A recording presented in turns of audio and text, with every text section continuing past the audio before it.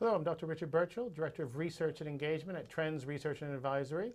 We're here today at the University of California, Santa Barbara, co-organizing with the Orfalea Center for Global International Studies a conference on constructions of terrorism. I'm joined today with Dr. Lasse Lindekilde from Aarhus University, Department of Political Science.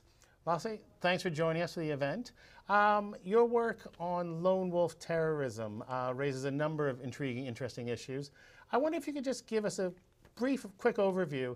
Are lone wolf terrorists a real problem or just part of the wider problem of dealing with terrorism and extremism? Well, that's a really good question. I think it's obviously a part of the larger threat scenario of terrorism that we're facing, and by a lot of political elites and security services. It's also termed and named as one of the biggest challenges, exactly because the lone wolf scenario of an attack is so hard to detect. So from a security service perspective, that is one of the biggest challenges. So yes, it is a real threat.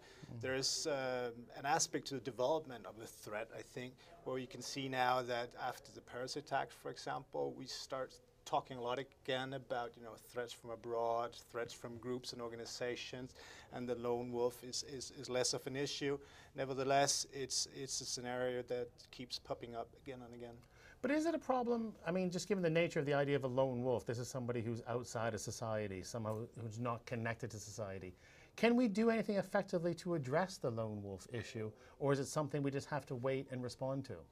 Well, I think the first issue we have to deal with, the first thing we need to do is to acknowledge exactly that they're maybe not that far out of society. They're not that lonely.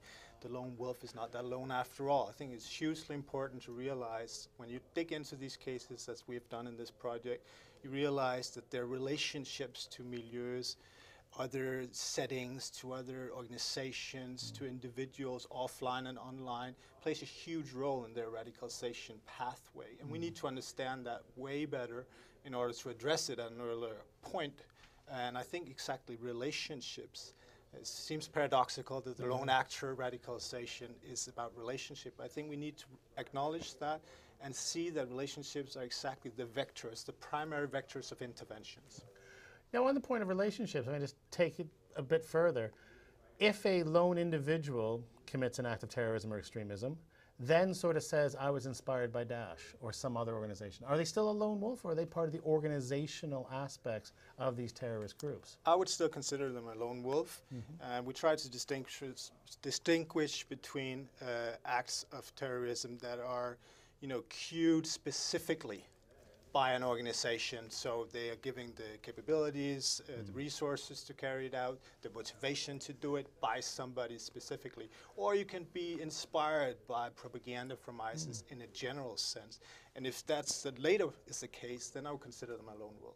But what if the organization themselves starts taking claim for it, saying, yes, we did command this person, we did control them, even though it's clear there was no direct connection? How do we address that aspect? Because then it starts to look like a network.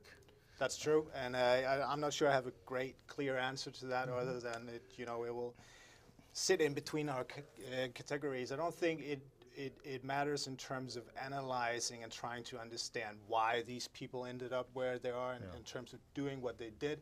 But yes, in terms of categorizing it to a database, we might have a problem. Okay. Now, in just terms of a policy response and how we address the lone wolf phenomenon or the lone wolf issue, what suggestions would you have for society's governments to just deal with this issue?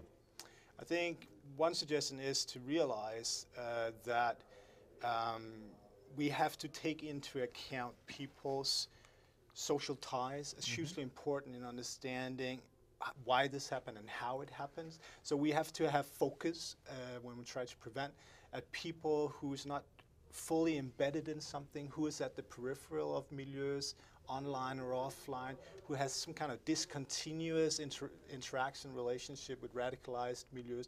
We need to be aware of those and not just leave that aside. We need to take that into consideration when doing prevent work.